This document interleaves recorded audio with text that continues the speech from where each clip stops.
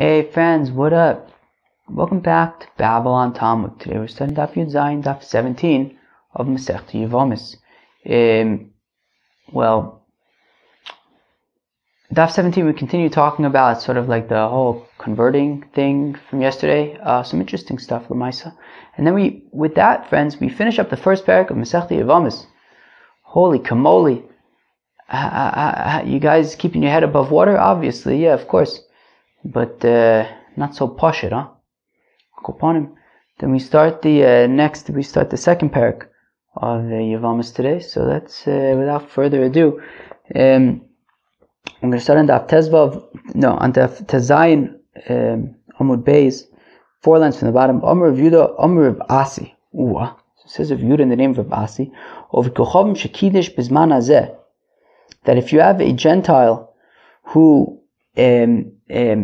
betroths a Jewish girl during nowadays, choshesh in the kiddushin, we have to be concerned that maybe it actually is kiddushin shema me'aseres hashvatim hu, that maybe he comes from the 10 lost tribes. You hear that? It says if you're in the name of Ravasi, that nowadays if a Gentile were to be mekadesh a Jewish woman, we have to be concerned that maybe that Gentile is from the 10 lost tribes, and maybe he's Jewish, maybe it's a proper kiddushin. In fact, the Gemara, I'll call the parish meruba parish.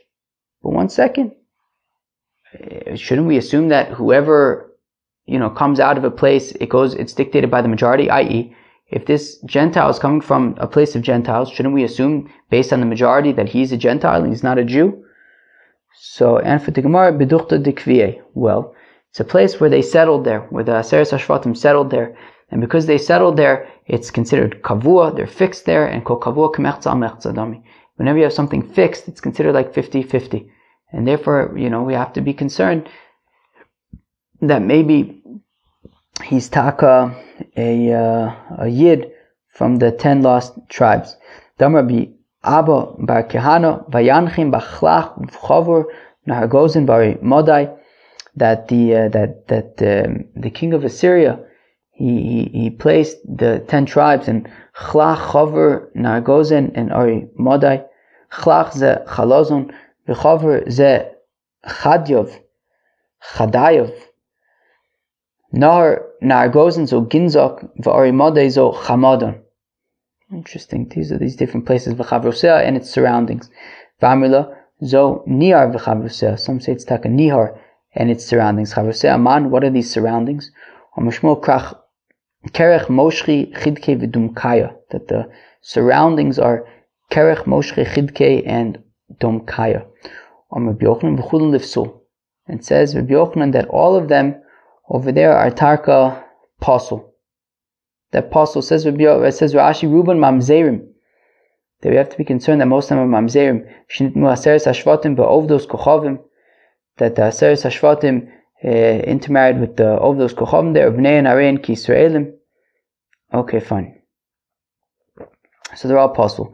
Now, Kamisa Kame Tishmos. Now says Rav Yehuda that when I said this in front of Shmuel, right, that what Ravasi said, which is that nowadays if a Gentile were to be mekadesh a Jewish woman, we have to be concerned about kiddushin because maybe they're from the 10 lost tribes. So he responded, Amalei bincha abba min Yisraelis kari bincha vein bincha abba min ha'ovedes kochavim kari bincha. So he said, yes, but really no. Shmuel says, look, bincha abamin, I'm going to read that again. Bincha abamin Yisraelis, your son that comes from a Jew, kari bincha, is called your son, right? This is like a pretty famous thing, right? How do we determine who's halachically considered Jewish? The mother. If the mother's Jewish, then the child is Jewish. If the mother's not Jewish, then the child is not Jewish. That's exactly what Shmuel is saying. Bincha abba min Yisraelis kari bincha, that your son that comes from a Jewess is considered your son, is Jewish. Vein bincha abba min ha'ovedes kochavim kari bincha. But if you have a Jew who's married to a non-Jew, a non-Jewish woman, so then the child will not be considered your son, i.e., right, ela bino, rather her son. And therefore, what Shmuel is saying is that no, you don't have to be concerned that this person who is being Mekadesh, a Jewish woman, is from the 10 tribes, because because even if the 10 tribes went to these places, and then the Jewish men were marrying the women with the non-Jewish women in these places, then the children are not actually Jewish, and therefore there's nothing to be concerned about in terms of kiddushin, va'ika bonus. But what about the daughters? I mean, sure, maybe if the 10 tribes, the men married the women from these places, so then the children would be non-Jewish. But what about the daughters? Right? If the non-Jewish men of these places married the Jewish daughters, don't we have to be concerned that the children are Jewish? V'mervino ben bitcho haba min ha'ovid kochavim, that your grandson, who's the son of your daughter, that the father is a Gentile, kari bincha is non gemire, right? Is considered your son, right? Your grandson, who's born to your daughter, even if she's married to a Gentile, the grandson is Jewish. The banta de ahu. So I'm sorry. So kari bincha. So and for the Gemara gemire, we learned the banta de ahu dara itztaruye itztaru, that the girls of that generation, for whatever reason, were unable to have children, and therefore there was no concern that the Gentile men were having children with the Jewish girls, and therefore there is no concern about any Jewish offspring from the 10 tribes, and only the men had children, but that was with non-Jewish women, and therefore the children are not Jewish, and therefore you don't have to be concerned about kiddushin coming from a Gentile. Ikadamar, to those who say, Kamrisa Kame de Shmuel, when I said that, Rav Yehuda says that when he said this before Shmuel, Omarle, Shmuel said to him, Lo zazu misham ache asom ovdei kochavim, that already the Nevi'im, the prophets of that time, just said, look, everybody from here, all the 10 tribes are considered non-Jewish, Gemurim, completely. Shneimar, as the pasuk says, B'Hashem ba'gadu, ki bonim zarim yoladu, that they rebelled against God and they had foreign children that are not Jewish. Wow. Interesting. Okay. Very, very interesting. Yosef, Rav Yosef, Achorid of Kahana. So Rav Yosef was sitting behind Rav Kahana. Rav Yosef of Kahana came to Rav Yehuda. Rav Kahana was sitting before Rav Yehuda. Rav Yosef Amar. And Rav Kahana said, Asidin Yisrael the Yom Tava, that the Yidden are going to make a Yom Tiv, ki charva tarmod, when tarmod is destroyed. Okay. Ooh, wow. We got somebody at the door. What should I do? Should I get the door? Friends, what should I do? Should I get the door or not? Should I get the door? They're knocking. Let me see. 1 sec. לא, עכשיו את בסרט. את רואה? תיכנסי. כן, say hi. זהו. חג שמח. פורים שמח. זהו. Okay, good job, Ruti. 1 second, שנייה. That was my neighbor. Well, I guess some people are still neighborly. Well, okay, so she came over, she dropped off mishloach manot. I gave her mishloach manot. I made some cookies and things. No, I didn't make anything. Okay, friends, let's go weiter. So where are we? So, Asidni Sosh Avdi Yom Tava Kichar V'Tamud. So they're going to make a big Yom Tif when Talmud is destroyed. Alright, what do you want me to tell you? Okay, fine. As Rashi says, Mishum Mamzerim Him Umitamin B'Yisrael Foslan Osam, because they're Mamzerim and they marry the other Jews and it creates a mess. Okay, so Fekte Gemara V'Chariv, but Talmud is already destroyed. Talmud. No, Talmud isn't destroyed. Talmud is destroyed. What do you want me to tell you? Havai, it was Talmud. Ravashi Omer Hanu Talmud Hanu Talmud. To which Ravashi says, Talmud and Talmud are the same thing. Achpulehu to machpil. So they say, yeah, but there were 2 parts. Chariv mehai gisa, osuv mehai gisa, v'chariv mehai gisa, osuv mehai gisa. that when this part of the city gets destroyed, so they go and live in the other part of the city. When that part of the city gets destroyed, they move back to the first part of the city. You also have Amnuna coming to Ula. Amnuna was sitting before Ula v'kohave b'shmaita, and Amnuna was asking kashas on the learning. Omar, and Ula says to Amnuna, Magavra umagavra, what a gewaldige yid. Ilav de Arpanya Mose, chaval that he's from Arpanya.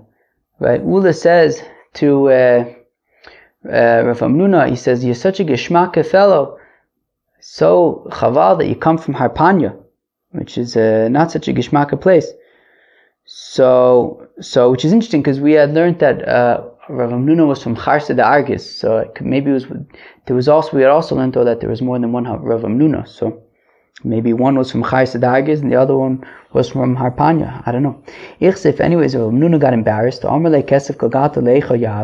then Ula saw that that Rav Amnuna didn't necessarily appreciate being reminded that he's from this place in a negative way, so Ula quickly corrected himself and said, well, wait 1 second.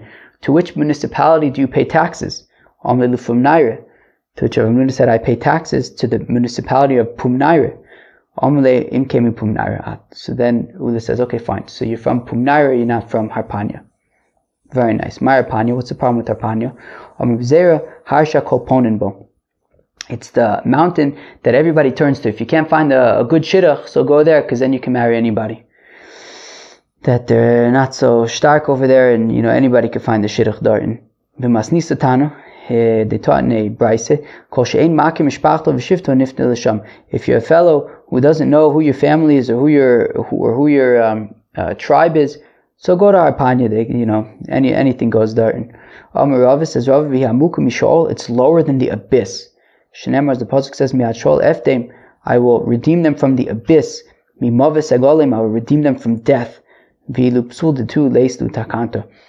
their type of invalidation has no fixing.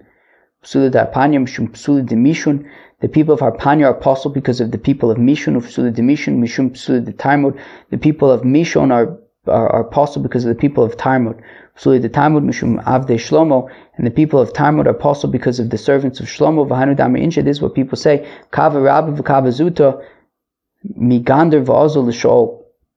That any kind of measure, it goes down and degrades to the abyss, and from the abyss it goes down to Tarmud, and the Meshon, to Arpanya, and from Tarmud to Meshon, from Meshon to Arpanya.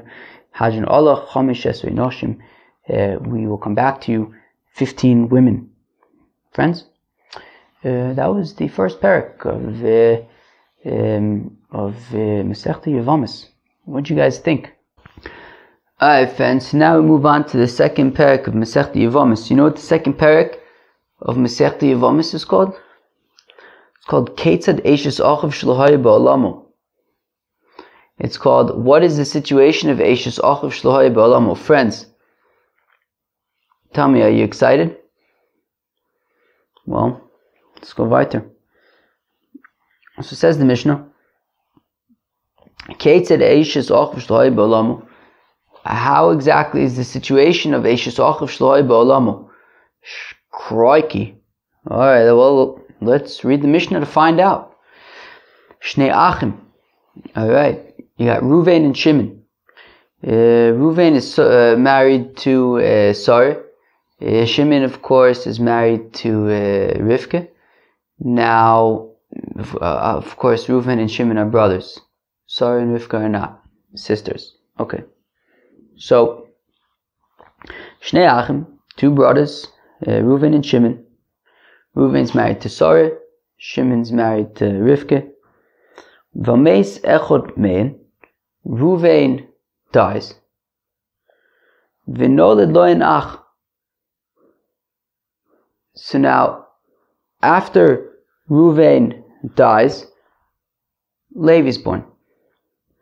Which means that when Levi is born, so Sarah, Shimon hasn't yet done Yibum with Sarah, right? So when Levi is born, right, Shimon is married to Rivka, but there's still Sarah, who is the widow of Ruvain, but Reuven already died before Levi was born. Shimon hasn't yet done Yibum with Sarah.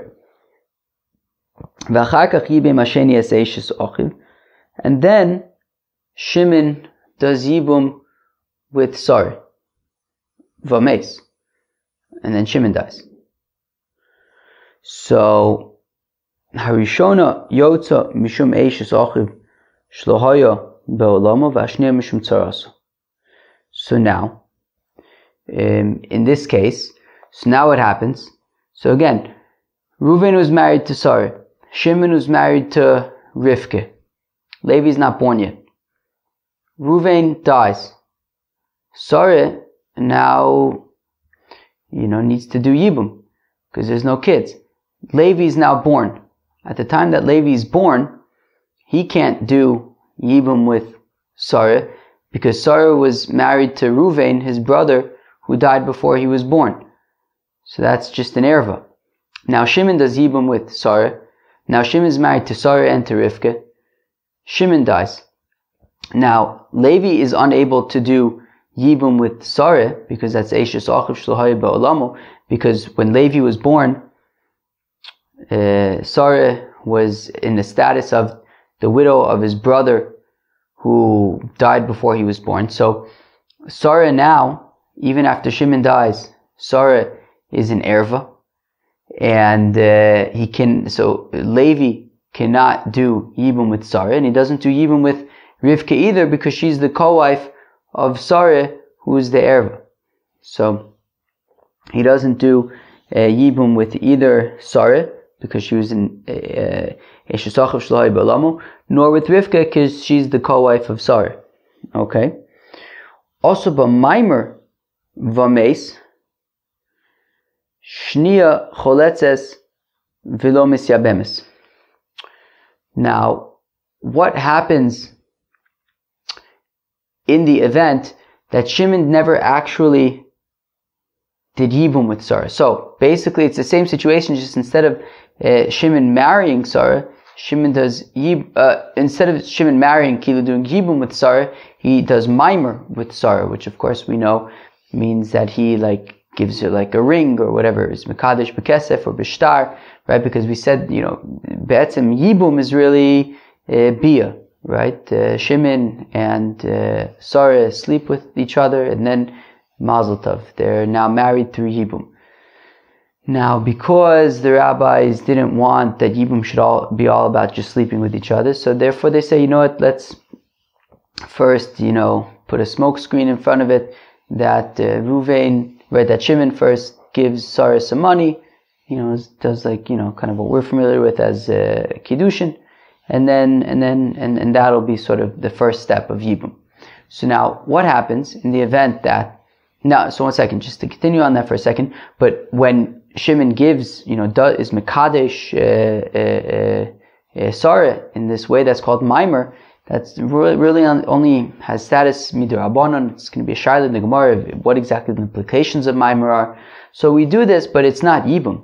So now, in the event that Reuven's married to Sarah, Shimon is married to Rivka. Levi's not born yet. Reuven dies. Sarah now needs to do Yibum.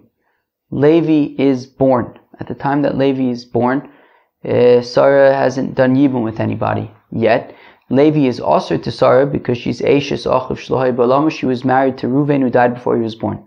Shimon, now after Levi's born, doesn't do Yibum with Sarah. He does Maimer. He's Mekadesh her, right? He gives her some money, Kesef Kiddushin, and then he dies. Which means at the time that Shimon died, he was really only married to Rivka, his wife. All he did with Sarah was Maimer. Now, if he would have done Yibum with Sarah, then that would be ayshes akhiv shelo be'olamo, and Rivka would be her Sarah, and there would be no Yibum at all. But because Shimon only did Maimer with Sarah, so what happens is that, of course, Levi is not going to do anything with Sarah because it's ayshes akhiv shelo be'olamo.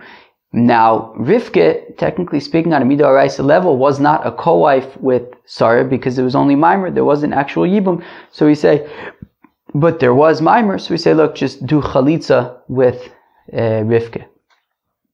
That is the Mishnah, sort of the first Mishnah, describing ayshes akhiv shelo ba'olamu. It's going to be an exciting perek, friends. It says the Gemara, Rav Nachman mandetani rishona lo mishtabish, mandetani shniya lo mishtabish. Okay.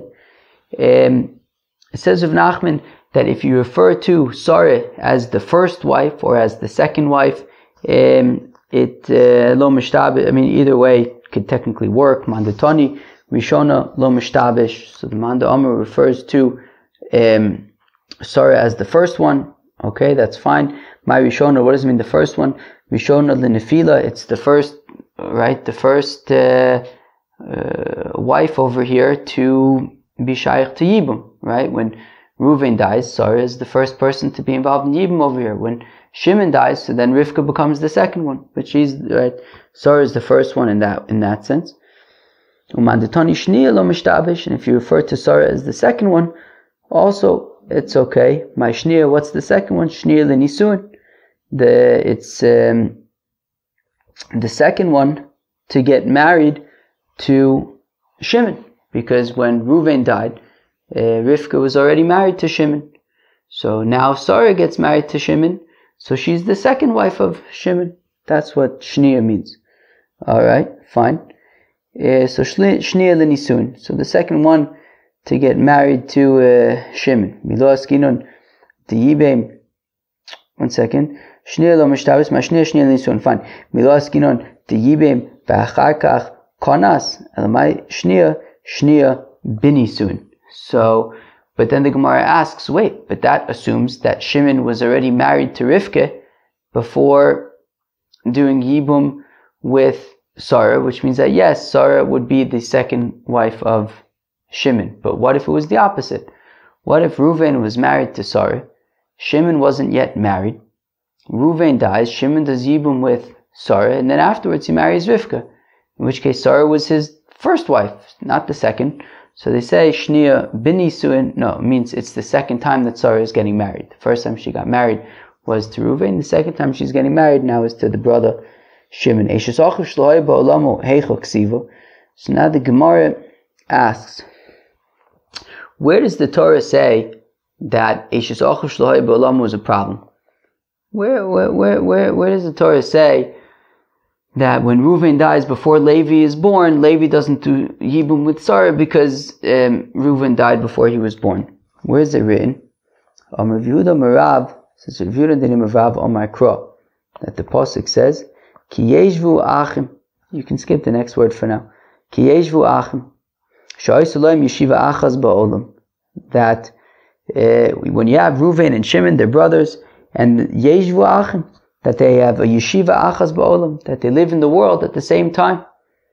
Prat le'ayshes akhiv shelo ba'olamu, to the exclusion of the wife of your brother who died before you were born, that you did not live in the world at the same time.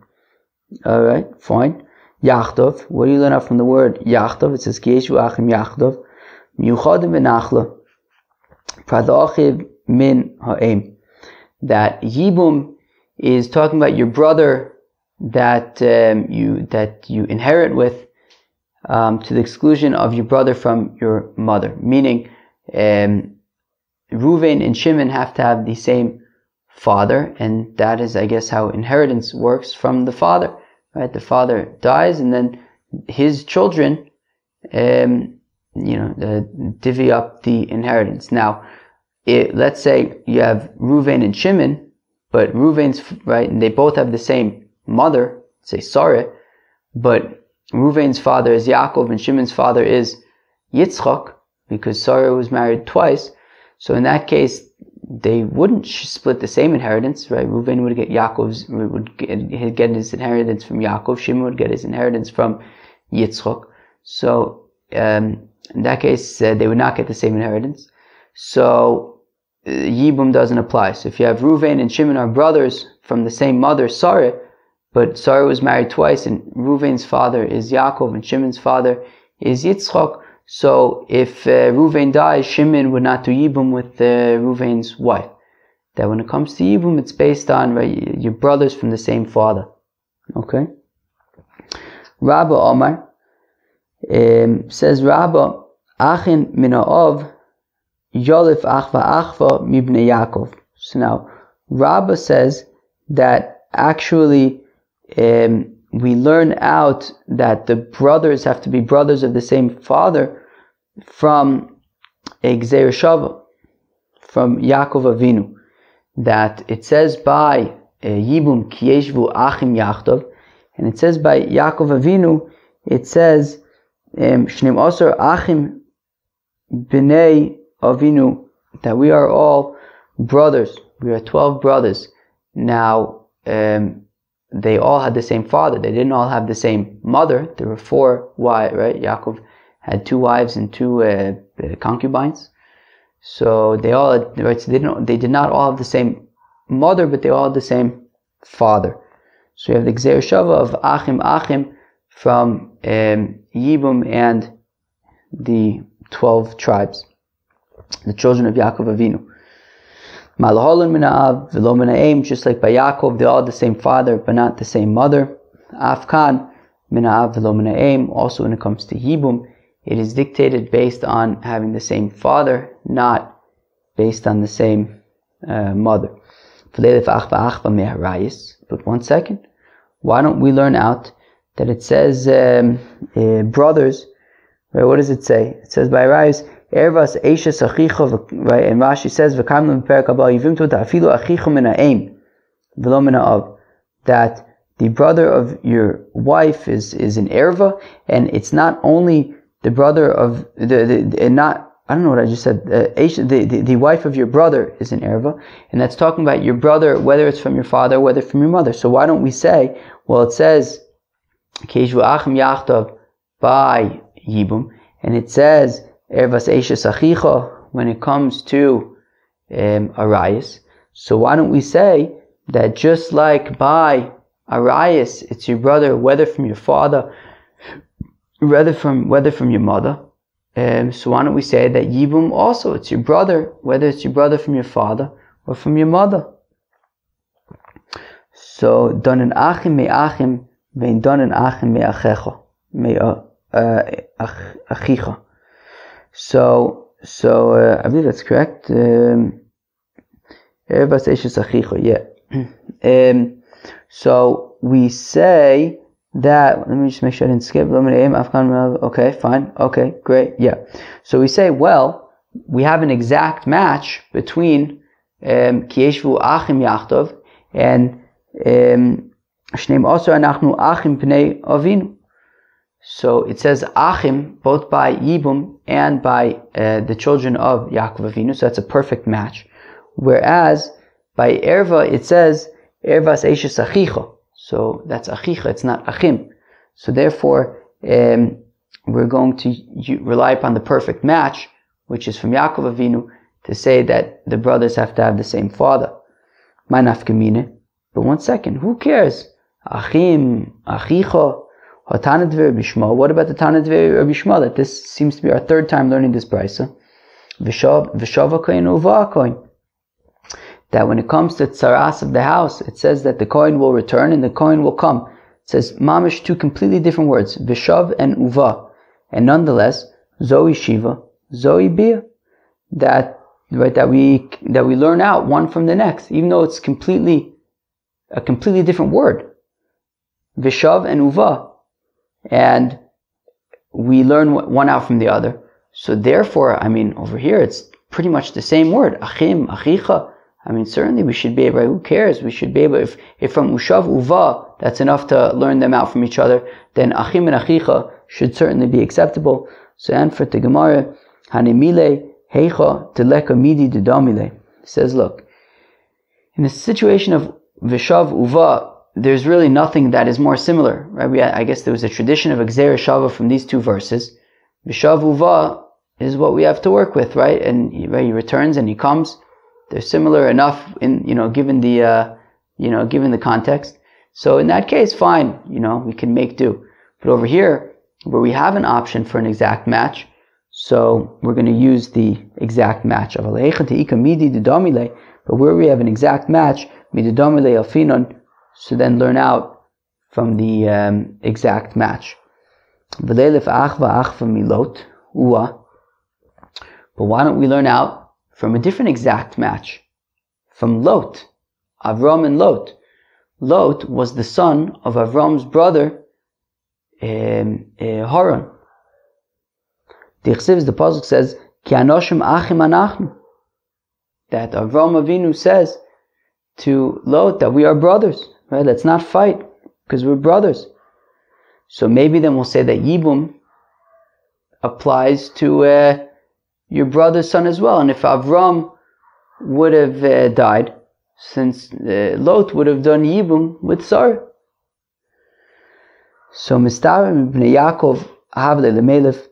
So we say it makes more sense to learn out from Yaakov Avinu than from Lot Mishum de Mafne. Because when it says Achim by Yaakov Avinu, Achim, the word Achim is extra. From the fact that the pasuk would have made sense even if you dropped the word Achim, it could have just said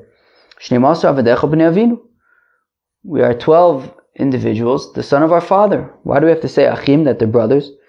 Well, the point is to make it extra, to make it available, to say, well, it doesn't really need to be there, so why is it there? Well, because we're supposed to learn something out from it, to teach that by Yibum, it goes based on the father. So we say that because Achim is extra by the Shvatim, by the 12 sons of Yaakov Avinu, so that is why that is the preferred place to learn it out from. So now, we had two sources for how we learn out that Yibum is based on the brothers of the same father. Right? One said Yachdav, so like those who inherit together, which means that they have the same father. But we also had Gzeir Shava of Achim from the children of Yaakov Avinu. So we need both of them. If we would only have the verse of the brothers of the Shvatim, the children of Jacob, so Havamina Leilef Achva Milot. Because if we would only have Achim, so I would say, well, what about Lot? It says Achim by Lot as well, which is his nephew. And if we can say, yeah, but the word Achim by Lot is not extra. We demonstrated that by the brothers it was extra, but maybe the word, we don't, who's to say that the word Achim is extra when it comes to Lot? So we say, well, the word Achim certainly is extra when it comes to Lot.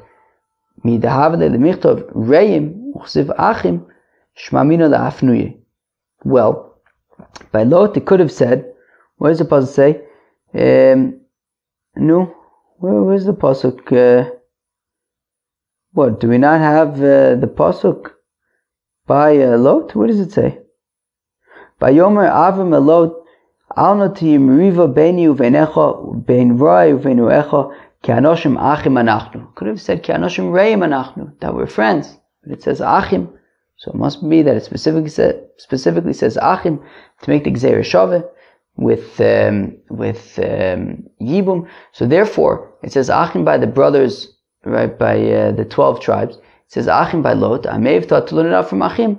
So therefore, if I may have thought to learn Achim from Lot, so therefore, Kasav Achmana Yachdav, therefore we say Yachdav, that those who inherit together, i.e. brothers of the same father, not like Lot, who is the nephew.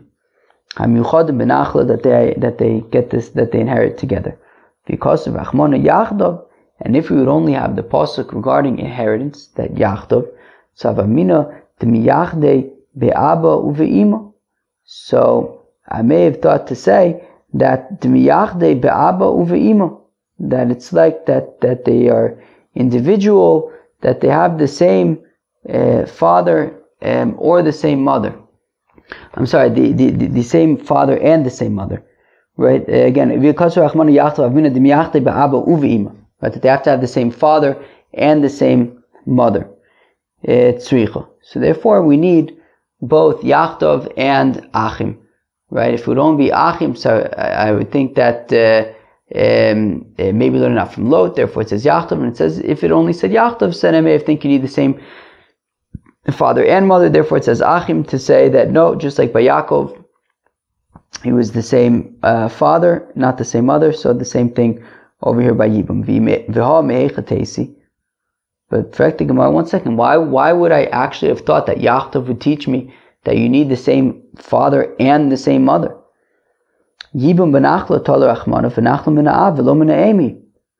after all, if we're saying that Yachtov is teaching me that it's like inheritance, well, inheritance comes from the father, not based on who your mother is, right? So, as we said, for example, if you have Reuven and Shimon who have the same mother, Sarah, but Reuven's father is Yaakov and Shimon's father is Yitzchak, they don't inherit together. Reuven inherits Yaakov, Shimon inherits Yitzchak, right? So it's not based on the same father and mother. So I nonetheless need I could have thought otherwise when it comes to Yibum to say that they would have to have the same father and mother, because Sakadaite Chamina may have thought to say whole v'chidishu that Yibum is a big chiddush. The Kamishtrei Erva Gabe, because it's kind of a big chiddush, probably I'm sure that we all have all sorts of questions about Yibum, but even just the most basic question, which is, generally speaking, you're not allowed to marry your brother's wife. And all of a sudden, in the context of Yibum, it becomes permissible, which is a chiddush. So I may think to say, Adam yachte ba'abu v'imo. So maybe this is also unique. Something unique about Yibum is that even though by inheritance it's based on the father, you inherit your father, but I might think that by Yibum there's a chiddush, which is that it's not just based on your father, but also based on your mother, that you have to have the same father and mother for Yibum to apply. Tzricha, therefore, we need the pasuk, the Gzer Shava of Achiv, to say that no, it only goes by the father. It does not go based on the mother as well. Okay, and now we get to an interesting sugya about Zika. About Zika. Who could tell me what Zika is? What Zika means, right? Zika kind of focuses to that sort of implied relationship between Shimon and Sarah when Reuven dies, right? If you take, for example, the sort of most basic case of Yibum, Reuven is married to Sarah. Reuven's got a brother, Shimon. Reuven dies without any children. Sarah does Yibum with Shimon.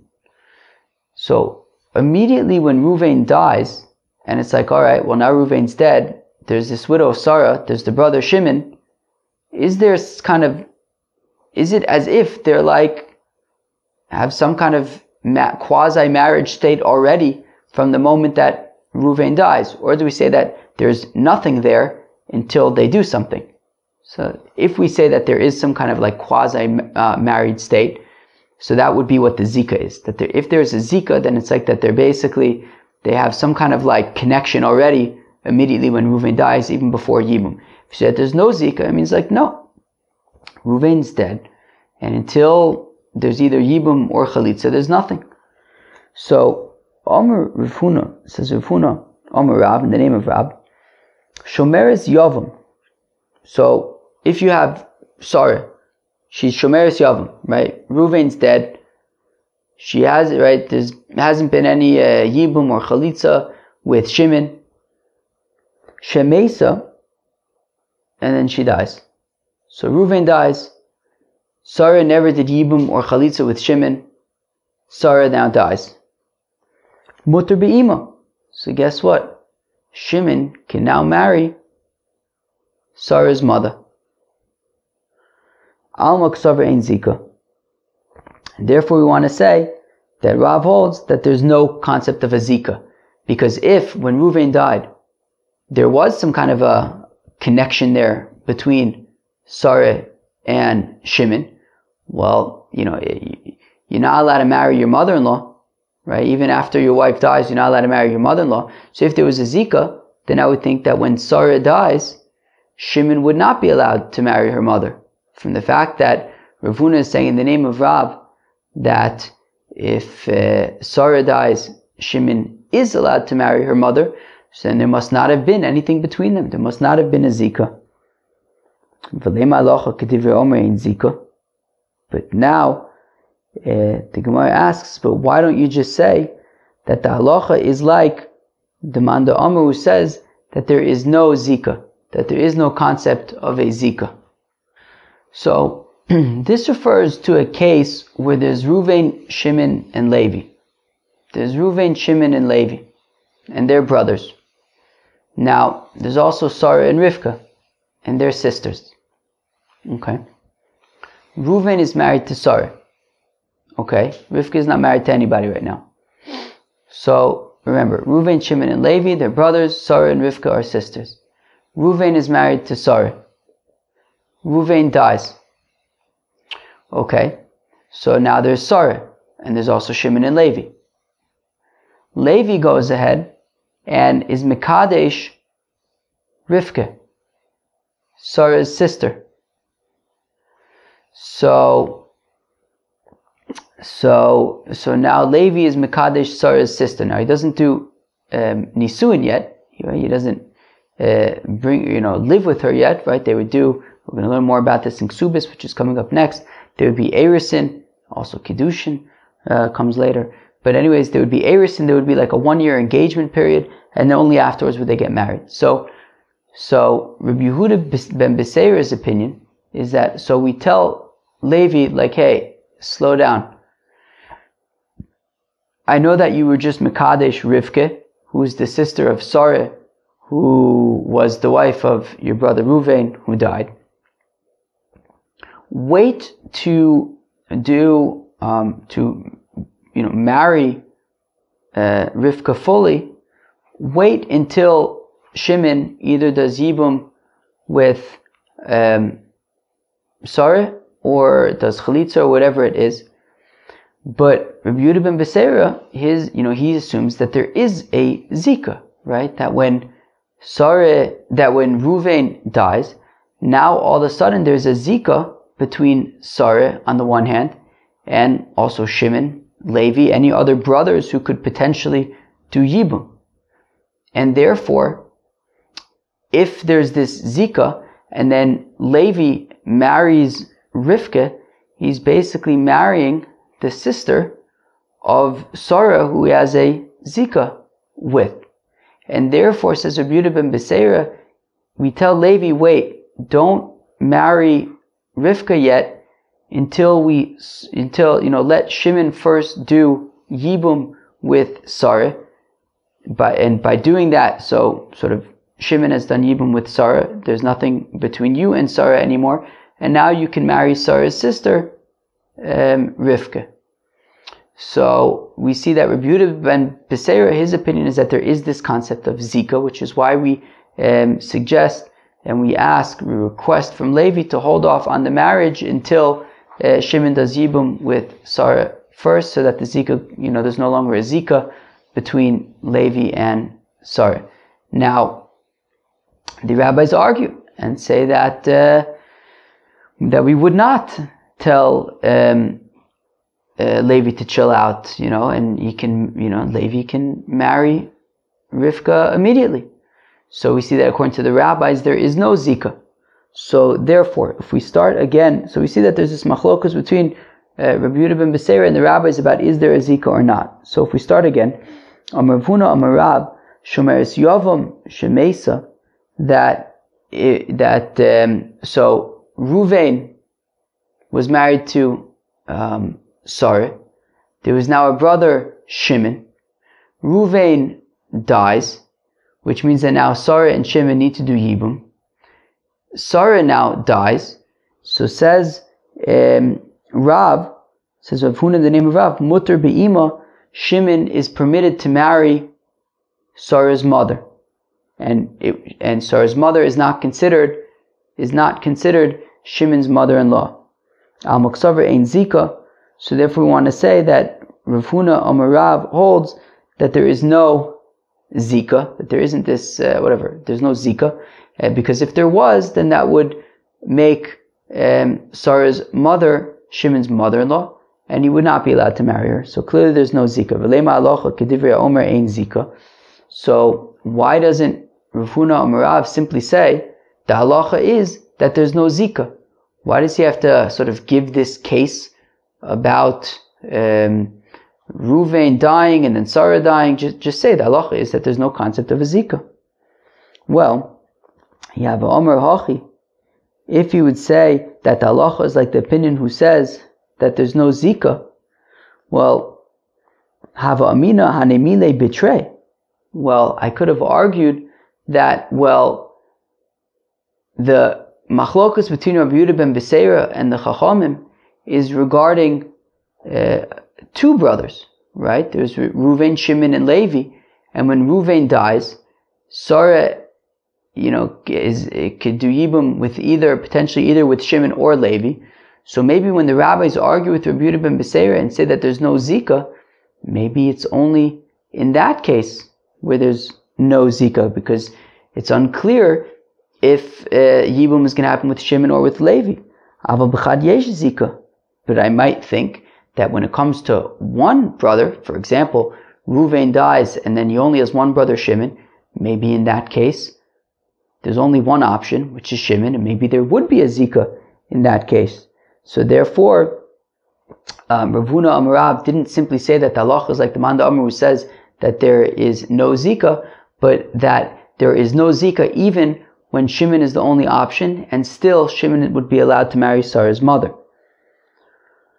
V'lema halacha kedivra omer ein zika afilu b'chad.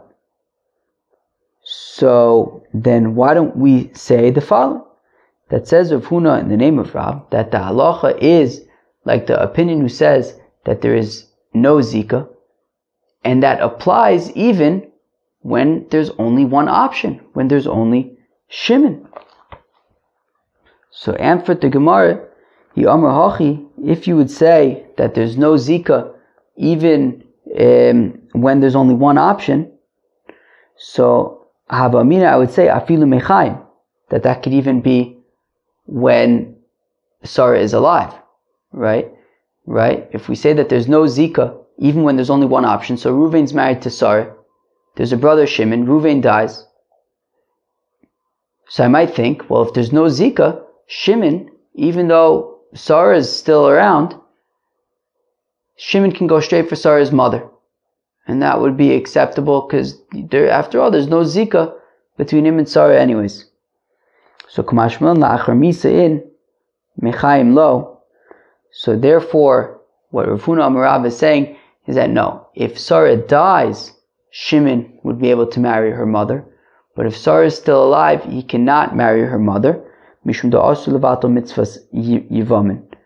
Because you cannot just be mevatel yibum. Meaning, while yes, it's true that there is no zika between Shimon and Sarah, however, there still is a mitzvah of yibum, right? Ruvain died, there's a mitzvah of yibum. Now, if Shimon goes ahead and marries Sarah's mother, well, now that he's married to Sarah's mother, he can no longer do yibum with Sarah because you cannot be married to a woman and her daughter. So therefore, by marrying Sarah's mother, he's, automatically just nullifying yibum. Yibum kind of falls apart at this point because he married Sarah's mother. And you're not allowed to just cancel yibum, cause yibum to just be canceled. And that is why even though there's no zika between Shimon and Sarah, still Shimon can only marry Sarah's mother once Sarah is dead. Since there's no zika, there's nothing wrong with marrying her mother. But if Sarah is still alive, Shimon cannot marry her mother simply because by marrying her mother, then he can no longer do yibum, and yibum just kind of falls apart, and you can't intentionally make yibum fall apart. Tanan, we learn in the Mishnah, Yevimto shemesa mutter ba'achosa. 1 second. We have a Mishnah that says that if a fellow's, if Sarah were to die, so then Shimon would be allowed to marry her sister Rivka. Ba'achosa in be'imalo, which we want to imply that means, Shimon can marry your sister but not her mother. Meaning, we have a Mishnah that says, right? Ruvain was married to Sarah. Ruvain dies. So now Shimon, needs to do yibum with Sarah. Sarah dies. So the Mishnah says that Shimon is allowed to marry Sarah's sister, Rivka, implying that Shimon can marry Sarah's sister Rivka, but not her mother. So the Gemara says no. Huadin da afilu bi'ima. So the Gemara says no. Shimon can even marry Sarah's mother after Sarah dies. Ve'aydi the Tana Reisha Ishto Shemesa Mutter Ba'achosa. Since the beginning of that Mishnah says that if a fellow's wife dies, he's allowed to marry her sister. Ba'achosa in Ava Be'ima lo. But only her sister, not her mother. Davila Isura de Oraisa, because that would be an Isur de Oraisa, right? So we had learned the other day, right? If Reuven's married to Sarah, if he gets divorced from Sarah, he's not allowed to marry Sarah's sister Rivka. But if Sarah dies, he is allowed to marry Sarah's sister Rivka. Now that does not apply to her mother, right? If Sarah dies, then he still cannot marry her mother. That's an Isur d'Oraisa. So Tananami Seifa Mutter Ba'achosa. So then also in the Seifa, when it's talking about Yibum, so we're talking about, so we say, yeah, if Sarah dies, he could still marry Sarah's sister Rivka, but that's not to the exclusion of her mother. You would be able, if Shimon had to do Yibum with Sarah and Sarah dies, he would be allowed to marry her mother as well. Alright, what do I mean to tell you? Rav Yehuda Amar, now says Rav Yehuda, he says the opposite. Shomeres Yovam Shemesa, also Be'ima.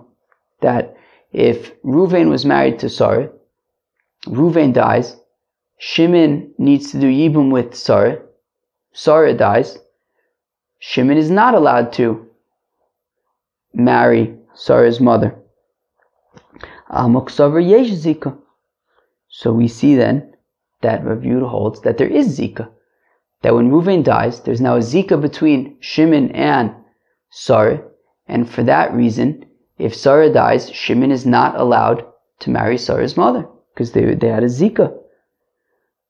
So v'lei malacha k'divrei omer yesh Zika. So fact the Gemara, why don't we simply say that Rav Yehuda's opinion is that the halacha is like Rav Yehuda ben Beseira, who says that there is the concept of Zika, right? That when there's Reuven, Shimon, and Levi, they're brothers, and Sarah and Rivka are sisters, and then Reuven dies, and now there's a relationship. Now either Shimon or Levi needs to do Yibum with Sarah. So, and then Levi goes and is Mekadesh Sarah's sister Rivka, and Rabbi Yehuda ben Beseira says to Levi, chill out, don't marry Rivka, wait for Shimon to do Yibum with Sarah first, because if Levi marries Rivka, he's basically marrying the sister of Sarah who he has a Zika with. So we say Rabbi Yehuda, so we see that Rabbi Yehuda ben Beseira holds of Zika. So why doesn't Rav Yehuda simply say that the halacha is like the Manda Amru, who says that there is a concept of Zika, and then Memele, if Reuven dies and there's now a Zika between Shimon and Sarah, Shimon cannot marry Sarah's mother because there was a Zika between him and Sarah. So you have a Omar Hachi. Well, if it would simply say that the halacha is like the Manda Amru says that there's a Zika, have a Amina, I may have thought Hanimili Bechad, that there's only a Zika when there's only one option. I have a betray and Zika. But if there's two, if Sarah can do Yibum with either Shimon or Levi, then there wouldn't be Zika. Now, you might be thinking, Vaki Pligi, betray Pligi. What do you mean?